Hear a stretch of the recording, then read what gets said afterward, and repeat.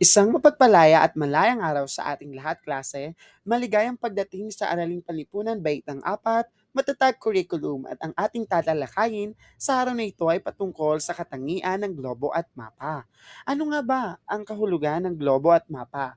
At ano-ano ang mga katangian ng mga ito? At iyan ang ating aalamin sa araw na ito. Ano nga ba ang globo? Ang globo sa katunayan ay isang replika o modelo ng mundo na nagpapakita ng representasyon kung kaya't makikita natin sa globo ang iba't ibang mga makukulay na nagpapakita ng mga bawat bansa sa Asya, sa Europa at sa iba't iba pang mga kontinente ng ating mundo. Ito rin ay inilalarawan ang katingiang geographical ng mundo. Makikita natin ang mga anong tubig, ang mga lupang makakakonek at ang mga lupang mga malalapit sa isa't isa. Sa katunayan, ang globo ay nagpapakita ng lokasyon, ang laki ng isang bansa, mga anyong, mga lupa at tubig, at mga direksyon ng isang bansa.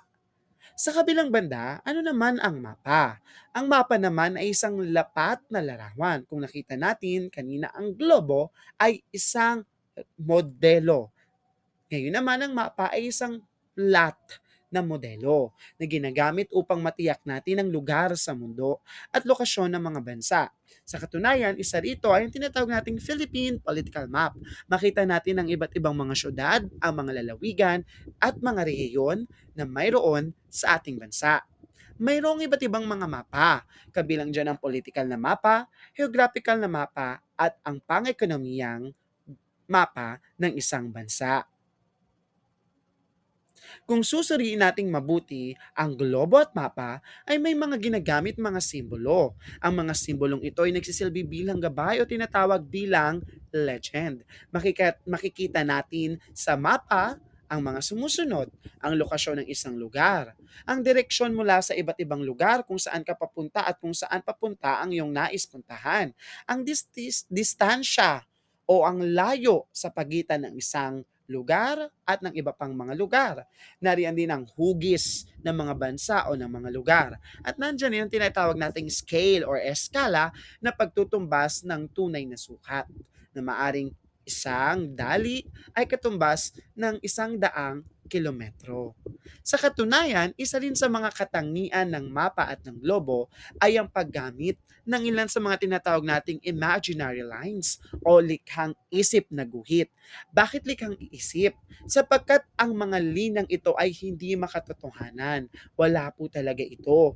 Ngunit ginagamit ito ng ilang mga eksperto upang higit na madaling matukoy ang kinalalagyan ng isang bansa o ng isang lugar. Gayun din upang mabilis nating matukoy ang hugis, sukat at laki nito. Ilan sa mga kilalang imaginary lines ay ang mga sumusunod. Nariyan ang equator, nandiyan ang Tropic of Cancer, Tropic of Capricorn, Antarctic Circle at Arctic Circle.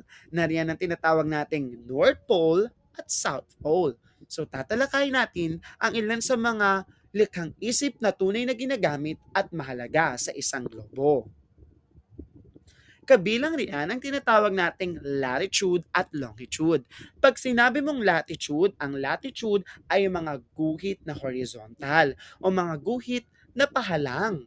Ibig sabihin, pag sinabi nating latitude, itong nagbibigay ng lokasyon sa hilaga at timog. Halimbawa, ang linang latitude, ito ang latitude na kung saan ay nakapatlang sa equator. Samantala, ang longitude naman ay ang mga linang nakapatayo kung saan ito naman ay nakapatlang bilang prime meridian. Ang longitude ay guhit na vertical o mga guhit na patayo na nagbibigay naman ng lokasyong pangsilangan at kanluran. Gagamitin natin ang latitude at longitude kapag inaral na natin kung paano makuha ang eksaktong lokasyon ng isang lugar o ng isang bansa. Tandaan, latitude, horizontal, sinusukat, hilaga at timog. Longitude, vertical. Ang sinusukat ay silangan at kanluran.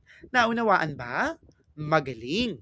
Ilan pa sa mga karagdagang likhang isip na mahalaga sa isang globo ay ang tinatawag nating Ecuador or equator na kung saan ay nasa latitude 0 o may sukat na 0 degree.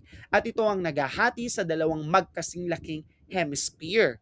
Meron tayong tinatawag na Northern Hemisphere at Southern Hemisphere. Ang dalawang ito ay magkaiba, ngunit sila may parehas na laki.